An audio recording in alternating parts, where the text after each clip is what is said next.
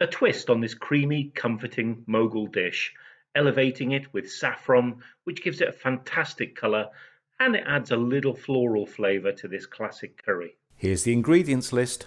I'll put a copy of these down in the comments below so you can copy. So our first step is going to be a bit of marination, like it usually is with the curry.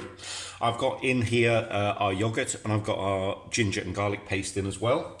And into this, we're going to add our chicken. Now, I've got friends coming over, so I'm making a lot of chicken. Obviously, feel free to scale this recipe back.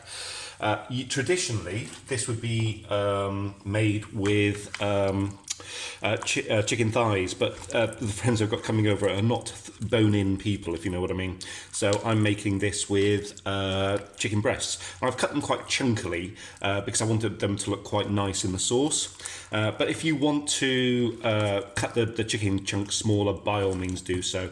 So I'm literally just going to take our chicken and massage everything in, making sure we get all that lovely marinade around it. Got clean hands. So once all that is mixed up, and that's going to take a little while because of the amount of chicken, and the yogurt is very cold. What I'm going to do then is just set this aside. This only needs to marinate for about 30-45 minutes. It doesn't need a massive marination time. This is great to do on a weeknight as well because it's pretty quick. So I'm going to get this marinated, and then it's time for our saffron.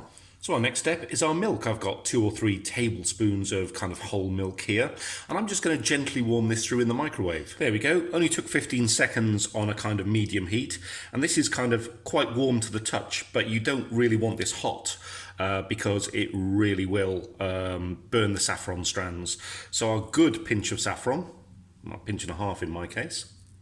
That goes into the milk. I'm just going to dibble it round, and we're just going to let this kind of colour the milk, and we're going to let the saffron kind of infuse into the milk, and only as long as the chicken takes to marinate, so until we get going with the curry really. So it's time for our onions. I've got on a medium-high heat a wok or karai with some oil in, and I just want these to go nice and soft. I don't need the onions to go brown. These onions are quite wet, so this is going to sizzle.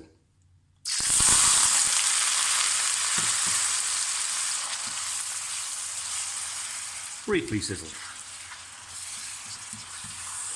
So let's keep these moving. Let's get the oil heated up again, and we'll cook these through so they're nice and translucent.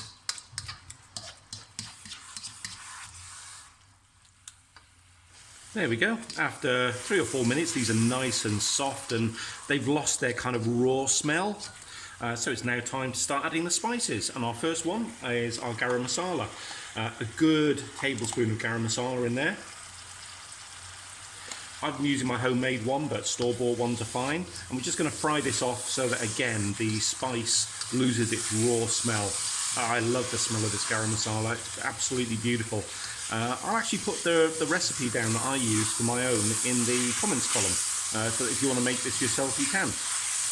I'm just going to fry this off just for a few minutes before we, in fact, a minute or so, before we add the next set of spices.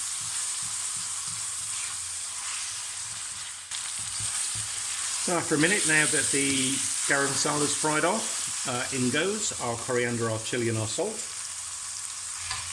Come on, chilli. I love cooking this dish. It's a very autumnal dish. I'm cooking this in September.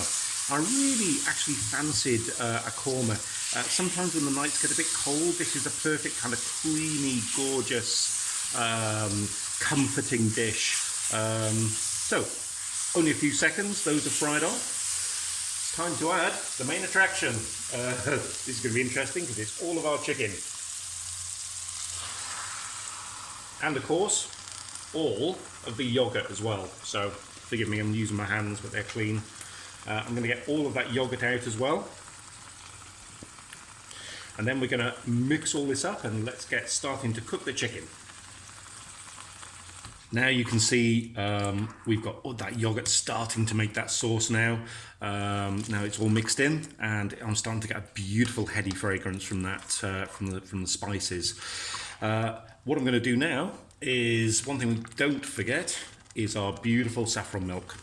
So I'm now going to add this, and it's going to now cause that beautiful kind of brilliant yellow curry that we're kind of used to. I'm using saffron. You don't actually have to add the saffron. The saffron does add some flavour, but I'm really doing this as a little bit of a colour enhancer as well. So what I'm going to do now, give this a good mix in. Now, if you're using a pan with a lid, now is a good time to put the lid on, and we're going to let this gently cook with stirring every now and again, just to make sure that everything's covered for 35-40 minutes. I, however, haven't got a lid this big enough, so I'm going to be using good old foil. So I'm going to foil this up and then take it off and give it a stir every 10 minutes or so.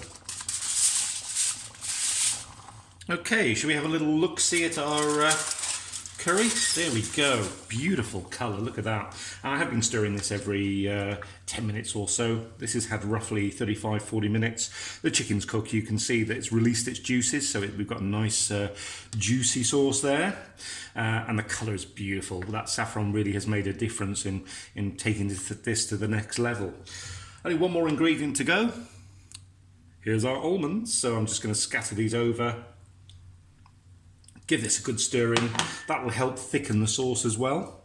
And then once this is stirred in, final 5 minutes, and you know what? We'll be ready to serve. Why not give this a go and let me know how you get on? If you like this, here's a couple more for you to try out. And why not subscribe and see what's coming up next? Until next time, bye.